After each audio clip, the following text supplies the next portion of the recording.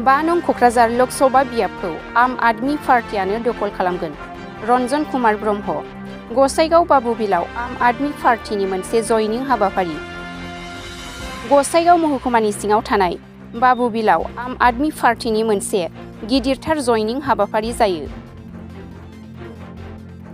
गसाइगाव बाबुबिल ओनसोलनि गुबुन गुबुन जायगानिफ्राय बिपिएफ कंग्रेस, तृणमूल कंग्रेस बायदि राजखान्थि हान्जानिफ्राय हिन्जाव हौवा फैनानै तृणमूल कंग्रेसआव जयनिं जाफैयो। बे जयनिं हाबाफारियाव क'क्राझार जिल्ला आम आदमी पार्टीनि आफादगिरि एबा बिटिसिनि इनचार्ज रन्जन कुमार ब्रह्म बिथाङा बाहागो लाफैनानै गोदानै आम आदमी पार्टीआव जयनिं जानायखौ बरायनानै लायो आरो ज' आखाइ हमलायनानै हाबा मावलांनो खोथा होयो।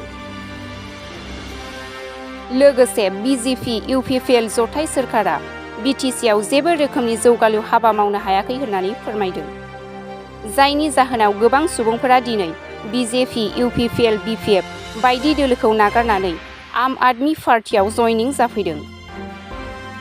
लोगोसे फैगौ 2024 लक'सभा बिसायख'थियाव 5 नं क'क्राझार बियाबनिफ्राय आम आदमी पार्टीआनो देरहासार जागोन।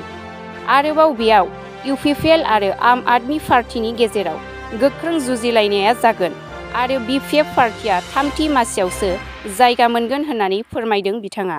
আজি মানে টিএমসিৰ পৰা আহিছে, কংগ্ৰেছৰ পৰা বিভিন্ন মানে পাৰ্টিৰ পৰা আহি পেলাই যোগদান দিলে আৰু দতমাৰ পৰা 6-7জনমান বড়ো ল'ৰা আহি কেইটাও যোগদান দিলে। আমাৰ জনগোষ্ঠীৰ পৰা তেওঁলোকৰ কিছুমান বিপি ল'ৰা আহিছে, সেইকেইটাও বহুত মানে অলৰেডি জইনিং হৈ গ'ল। আৰু আজি কিমান মানুহ জইনিং কৰিলে? আজি মোটামুটি আমাৰ 100+ হ'বই সেইটো লৈ পেলাই, দতমাৰটো লৈ পেলাই। আমাৰ গোসাইগাঁও মানে কাৰ্যসূচী আছিলে জইনিং প্ৰগ্ৰাম। আমি বহুত মানে নিজকে আনন্দিত কৰি গৈছোঁ সেইখন পাৰ্টি লৈ পেলাই গৌৰৱ, কাৰণ ইয়াত আমাৰ 100জনতকৈ বেছি আজি জইনিং হ'ল। কাৰণ আমি আশা কৰোঁ সেইখন পাৰ্টি কোকৰাঝাৰ ডিষ্ট্ৰিক্টত বহুত আমি কাম কৰি আছোঁ আৰু নিশ্চয় আমি আগবাঢ়ি যাম সেইখন পাৰ্টি লৈ পেলাই। আৰু আগৰ দুদিনত মই আমাৰ MP ইলেকশ্যনত ইয়াত আমি 5 নং লোকসভাৰ ইয়াত 100% ইয়াত প্ৰতিনিধি হ'ব ইউপিপিৰ লগত, আৰু বিপিএফ থাৰ্ড পাৰ্টি থাকিব। এইটো আমি আজি কৰিলোঁ, কাৰণ আমাৰ পাৰ্টি ইয়াত যেনেকুৱা আমাৰ পাৰ্টিৰ নেতৃত্বত 100% চিয়'ৰ আগন্তুক দিনত ইয়াৰ MP ইয়াত জিকি যাব, ওলাই যাব যিহেতু কোকৰাঝাৰ 5 নং লোকসভাৰ পৰা।